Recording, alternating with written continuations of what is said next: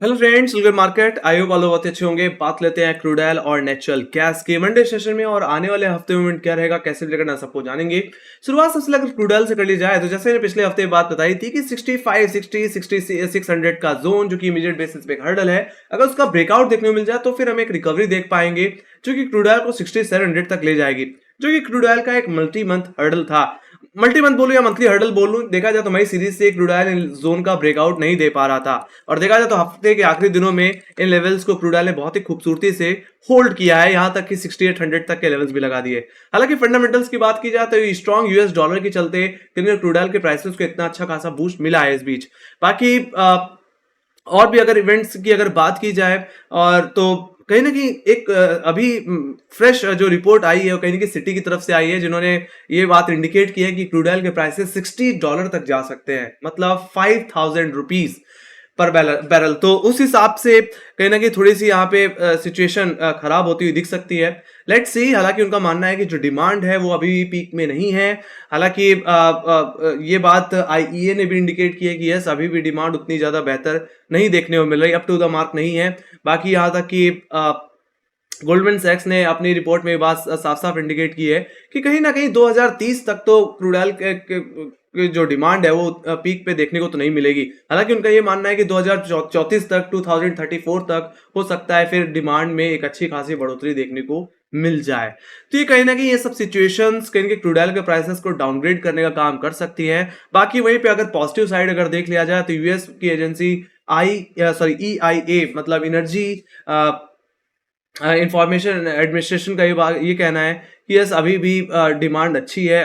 US में demand में एक अच्छी ग्रोथ देखने को ओवरऑल मिल रही है। बाकी अब नजरें कहीं ना ओपेक की रिपोर्ट पे है। लेट्स सी ओपेक इस बात पे क्या कहता है। हालांकि अब जो ओपेक की मीटिंग होनी है गाइस, वो अगस्त के एंड में या सितंबर की शुरुआत में हो सकती है।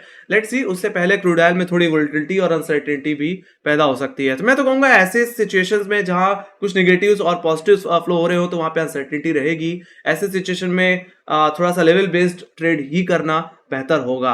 बाकी देखा जाए तो नियर टर्म में मुझे अभी क्रूड ऑयल के अगर टेक्निकली देखा जाए तो क्रूड ऑयल के डेटा में मुझे कोई खास अभी खराबी नहीं दिख रही है। अभी भी लोअर लेवल से पुट राइटर काफी अच्छा वाई बिल्डअप कर रहे हैं और हायर लेवल्स पे क्वालिटी 7000 के लेवल पे भी देखने को मिल रही है। तो मेरा मानना है अगर क्रूड ऑयल आने वाले 2-3 दिनों में 6700 के लेवल ऐसे ही होल्ड करता रहता है, so we can expect 7000 levels also. 7000 तक का मोमेंटम भी मेरा मानना है बिल्ड होता हुआ दिख सकता है।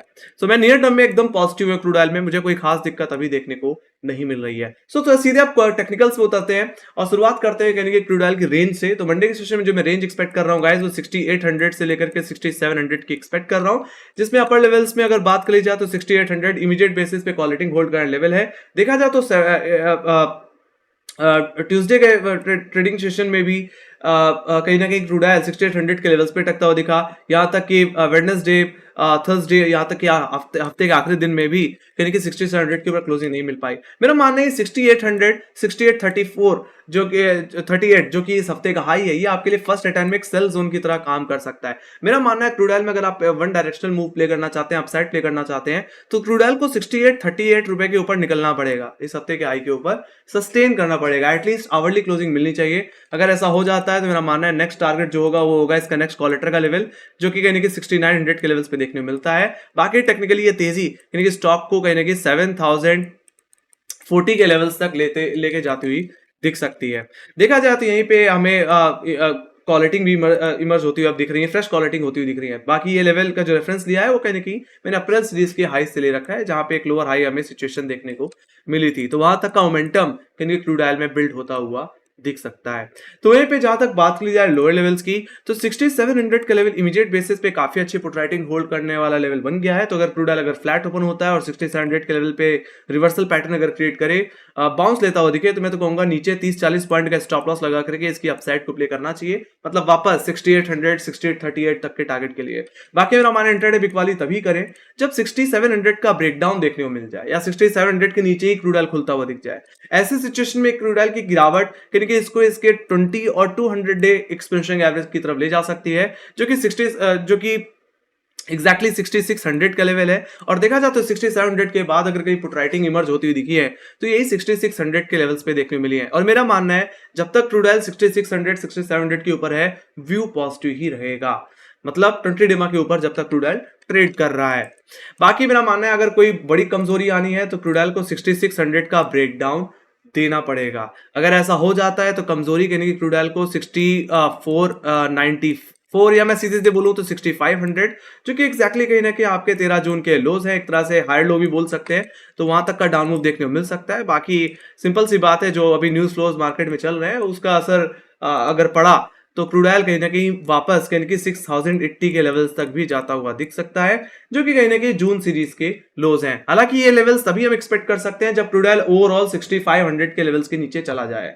ऑलराइट, तो बियरिश मेरा मानना है तभी होना चाहिए जब 6600 6500 का जोन ब्रीच हो जाए। ऑलराइट, सो ये बात हुई क्रूड ऑयल के लेवल्स की। बाकी जैसे मैंने पहले ही बताया ओवरऑल कि यस व्यू अभी भी पॉजिटिव है, जब तक 6700 6600 के जोन के ऊपर है आपको परेशान होने की उतनी ज्यादा जरूरत नहीं है। Just two level based trading guys ज्यादा बेहतर है। ऑलराइट, बाकी 6840 का लेवल निकला, will see some more upside towards 7000। या तो ये बात हुई गाइस क्रूड ऑयल के टेक्निकल लेवल्स की। Let me go to option data. Option data की अगर बात कर ली जाए तो यहाँ पे आपको ज्यादा बेहतर समझ में आएगा कि इस कॉलेटर से ज्यादा अगर कोई अच्छी खासी कन्विक्शन रख रहा है तो पुटराइटर रख रहा है। हालांकि देखा जाए तो पुटराइटर से एक अच्छा बेस प्रोवाइड करते हैं प्राइस को, और देखा जाए तो यहाँ पे 6700 की कॉल ऑप्शन में सॉरी पुट ऑप्शन में 6131 का ओआई बिल्डअप देखने मिल रहा है, जो कि इमीडिएट बेसिस से काफी अच्छा ओआई बिल्डअप है। बाकी 6600 की पुट ऑप्शन में देखें तो वहां पे 7540 का ओआई और 6500 की पुट ऑप्शन में 9449 का ओआई बिल्डअप देखने को मिल रहा है। ये इतना ओआई है कि सामने कॉलेटर्स भी इतना ओआई बना करके नहीं बैठे, तो कहीं ना कहीं यहाँ पे पुटराइटर का पड़ रहा कुछ ज्यादा ही भारी है। सो वी कैन एक्सपेक्ट कि यस जो मोमेंट है वो कहीं ना कहीं तेजी की तरफ इंटैक्ट रहेगा, और तब तक रहेगा जब तक क्रूड ऑयल कहीं ना कहीं इन कॉन्ट्रैक्ट्स में बने हुए हैं एग्जैक्टली। ऑलराइट, 6600 6500 के लेवल्स पे। बाकी वीकली टाइम फ्रेम में यही जोन इसको एक अच्छा सपोर्ट प्रोवाइड कर रहा है। बाकी हाई लेवल्स की अगर बात करी जाए तो 6800 हमारे लिए इमीडिएट हर्डल की तरह काम कर सकता है, और यहीं पे सबसे ज्यादा क्वालिटी देखने को मिलती है। यहाँ पे 7972 का ओआई बिल्डअप देखने को मिल रहा है। बाकी यही आपके लिए आने वाले हफ्ते में इमीडिएट और मेजर हर्डल की तरह काम करेगा। बाकी अगर ये लेवल निकल गया आने वाले इस हफ्ते के हाई के ऊपर क्रूड ऑयल सस्टेन कर गया तो मेरा मानना है ये तेजी क्रूड ऑयल को 7000 तक लेके जाएगी, क्योंकि देखा जाए उसके बाद अगर कहीं कॉलिटिंग हो रही है तो 7000 की कॉल ऑप्शन में ही हो रही है। यहाँ पे 3786 का वाई बिल्डअप है। तो साफ साफ अगर ओवरऑल देखा जाए तो पुटराइटरी कन्विक्शन ज्यादा है कॉलेटरी कन्विक्शन से, और कॉलेटर भी कहने की 7000 के लेवल्स पे ओवरऑल देखने को मिलते हैं। तो यहाँ पे एक अच्छी खासी तेजी मैं एक्सपेक्ट करके चल रहा हूँ। Data is looking very very positive. बाकी मंडे की सेशन की रेंज 6800 से 6700 रह सकती है। ऑलराइट, तो ये बात हुई क्रूड ऑयल के ऑप्शन डेटा की is looking very very positive. Let me go to inventories. Inventories की अगर बात कर ली जाए तो डेफिनेटली यस एक्सपेक्टेशन के हिसाब से तो सप्लाई उतनी ज्यादा सप्लाई में गिरावट देखने को नहीं मिली है, बट देखा जाए तो एक्चुअल भी उसी के आसपास ही देखने को मिल रहा है। हालांकि पिछले हफ्ते के अगर उसे कंपेयर किया जाए तो काफी अच्छी खासी सप्लाई में गिरावट है, जो कि प्राइसेस क्रूड ऑयल के प्राइसेस को एक अच्छा बूस्ट दे सकती है। तो यहाँ पे -2.547 मिलियन बैरल की सप्लाई कट देखने को मिली है। इन्वेंट्रीज में इतनी गिरावट देखने को मिली है, और मेरा मानना है ये इन्वेंट्रीज में गिरावट कहीं कि आने वाले हफ्ते में भी देखने को मिल सकती है। अगर ऐसा हो जाता है तो क्रूड ऑयल को आप 7000 के करीब भी देख सकते हो। ऑलराइट, तो ये बात होगी इसकी। तो इन्वेंट्रीज एकदम पॉजिटिव है, मुझे कहीं से कोई ज्यादा दिक्कत नहीं दिख रही है। Alright, let me go to natural gas. Natural gas पे चल लेते हैं और वहां पे देख लेते हैं क्या होता हुआ दिख रहा है। और मैंने पिछले हफ्ते के बाद साफ साफ बताई थी कि जिस तरह से वेदर में चेंजेस देखने को मिल रहे हैं, जो सप्लाई आई थी वो ओवर सप्लाई में काउंट हो गई है। मतलब जितनी डिमांड है उस हिसाब से सप्लाई बहुत ज्यादा बढ़ करके आ गई है। और आपको ही पता है अगर सप्लाई बहुत ज्यादा हो और डिमांड उतनी ना हो तो उस हिसाब से प्राइसेस को एक अच्छा खासा ड्रैग देखने को मिलता है, कमजोरी देखने को मिलती है, और वही आपको नेचुरल गैस में ओवरऑल देखने को मिली भी है। और देखा जाए तो नेचुरल गैस ने इस हफ्ते में 234 रुपए के लोज लगा दिए। हालांकि अगर जून कॉन्ट्रैक्ट की बात की जाए तो 224 रुपए का लो लगाया है। यहाँ पे जो मैं कॉन्ट्रैक्ट देख रहा हूँ वो जुलाई कॉन्ट्रैक्ट है। एग्जैक्टली काफी लोग ऑप्शन में ट्रेड करते हैं, तो ऐसी सिचुएशन में जुलाई का ही कॉन्ट्रैक्ट देखना पड़ेगा ताकि ऑप्शन चेन के साथ अलाइन हुआ जा सके, जिससे आप ऑप्शन में भी ट्रेड कर पाए और लेवल्स को समझ पाए। तो यहाँ पे अगर मैं आप सीधे हालांकि देखा जाए तो फंडामेंटल्स में कोई खास मुझे अभी भी कोई बड़ी न्यूज देखने को नहीं मिल रही। देखा जाए तो आप धीरे धीरे गर्मी खत्म होती हुई दिख रही है यूरोप जोन में, और कहीं ना कहीं जुलाई के मिड तक कहीं ना कहीं यहाँ पे गर्मियों में थोड़ी कमी आने लग जाएगी, जिसकी वजह से यहाँ पे क्रूड ऑयल में की डिमांड में थोड़ी कमी आती हुई दिख सकती है और वो असर आपको अभी से देखने को मिल रहा है।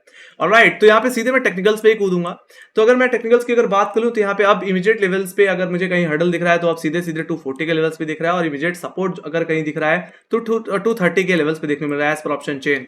अगर अपर लेवल्स को डिस्कस कर लिया जाए तो 240 के लेवल्स पे एक अच्छी खासी कॉल रेटिंग है और यही हमारा एग्जैक्टली फ्राइडे का हर्डल भी था। तो ये आपके लिए मंडे सेशन में भी इमीडिएट हर्डल की तरह काम करेगा। वहीं पे सेकंड हर्डल फ्राइडे का हाई टेक्निकली जो कि देखने को मिलता है 242 रुपए के भाव पे, ये आपके लिए सेकंड हर्डल रहने वाला है। एक तरह से सीधे सीधे बोलूं तो 240 और 242 आपके लिए इमीडिएट बेसिस पे सेल जोन की तरह काम करेंगे। अगर आप कोई शॉर्ट कवरिंग एक्सपेक्ट करके चल रहे हैं या रिवर्सल भी एक्सपेक्ट कर रहे हैं तो मेरा मानना है क्रूड नेचुरल गैस को उसके लिए 242 रुपए के ऊपर सस्टेन होना पड़ेगा, 1 घंटे क्लोजिंग देनी पड़ेगी। अगर ऐसा हो जाता है तो ये नेचुरल गैस यानी कि ये तेजी यानी कि अपने 250 251 की तरफ ले जा सकता है, जहां पे हमने डबल टॉप सिचुएशन देखी थी कहीं ना कहीं जून के मिड में। तो वहां तक का मोमेंटम आप देख पाओगे। बाकी यस 250 251 रुपए का भाव भी अगर निकल जाता है तो ये तेजी नेचुरल गैस को कहीं कि इस जून सीरीज के हाइस 266 वहां तक लेके जाती हुई ओवरऑल दिख सकती है। ऑलराइट, और देखा जाए तो 240 242 के लेवल्स पे मूविंग एवरेजेस के तौर पे इसका 10 और 20 डे एक्सपोनेंशियल मूविंग एवरेज में आता है। तो ये बहुत ज्यादा मीनिंगफुल होगा अगर नेचुरल गैस इन दोनों मूविंग एवरेजेस को रीगेन कर लेता है, 242 243 के ऊपर निकल जाता है। ऑलराइट, बाकी मेरा मानना है कमजोरी तब कंटिन्यू हो जाएगी जब नेचुरल गैस अपने फ्राइडे के लोस का भी ब्रेकडाउन दे दे। ऑलराइट, ऐसे सिचुएशन में नेचुरल गैस का जो मूवमेंट इस समय दिख रहा है वो कहने की एक तरह से लोअर लो लोअर हाइस के फॉर्मेशन में चलता हुआ दिख रहा है। ऑलराइट, तो ऐसे सिचुएशन में अगर नेचुरल गैस 234 मतलब फ्राइडे का लो अगर तोड़ देता है जो कि इमीडिएट सपोर्ट है तो ये नेचुरल गैस की कमजोरी बढ़ेगी। ऐसे सिचुएशन में नेचुरल गैस अपने प्राइमरी टारगेट 230 की तरफ जा सकता है जो कि इमीडिएट बेसिस पे सबसे ज्यादा पुट राइटिंग होल्ड करने वाला लेवल है। एक तरह से मैं बोलूं तो ये आपके लिए सेकंड सपोर्ट की तरह काम करेगा।